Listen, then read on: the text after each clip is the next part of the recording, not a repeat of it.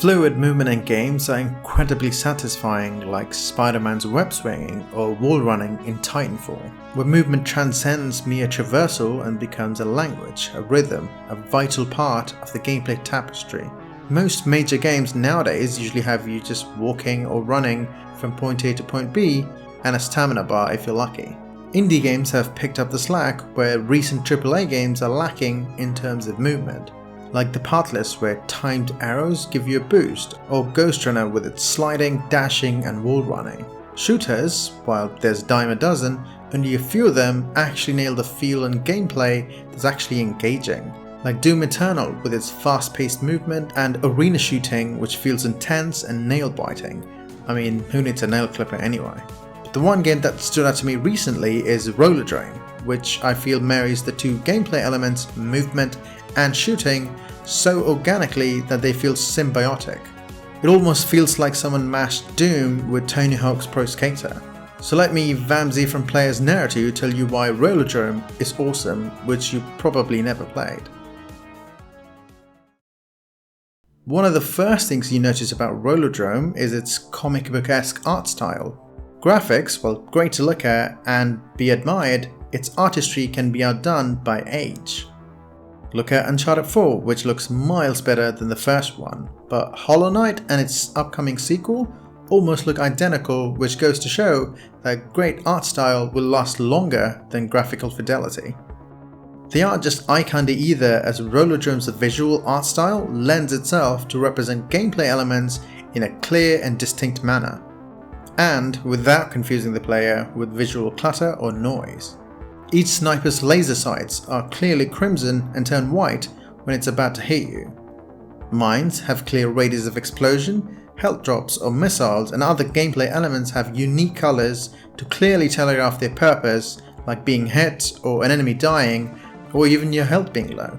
All of these are due to the old adage of gameplay is king over gratuitous graphical horsepower.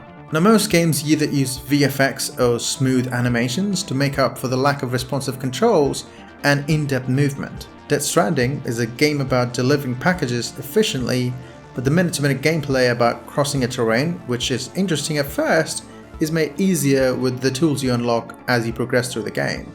Like how I'm using this dead channel as an excuse with my wife to play video games. Was that grammatically correct? English is hard. Rollerdrome has you moving constantly but has you doing combos and tricks, and not just for the scoreboard, which happens to be an extrinsic motivator, but also to get ammo and unlock more levels, which is intrinsic. This way you're not just focused on shooting and dodging all the time like Doom. Fine, focusing on satisfying glory kills and animations too.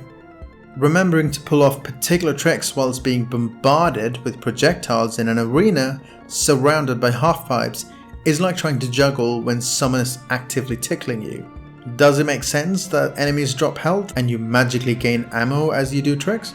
No, but fun gameplay comes before anything, so they wrote a story around it to make it work and stripped away all elements that can be too complicated, like actively grinding rails like in Tony Hawk's, or having different types of ammo for each weapon and having to switch between them.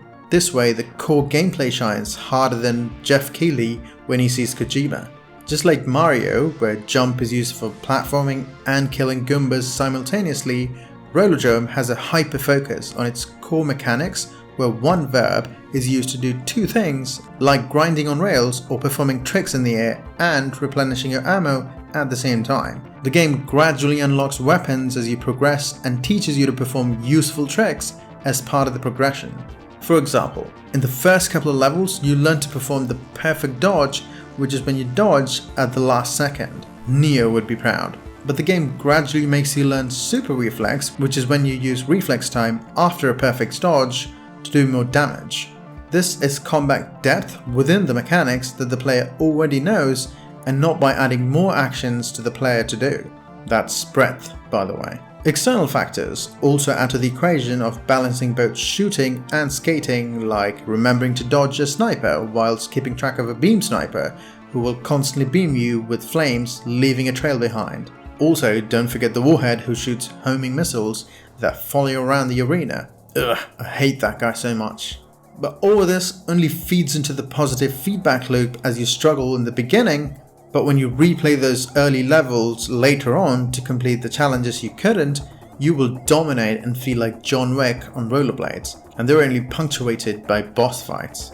Now both movement and shooting could have been more complex, like having to actively collect ammo from, enemies, or grind rails more precisely. But by only focusing on elements that complement each other and feel symbiotic, it evolves into something more special, and you can only feel that when you play the game.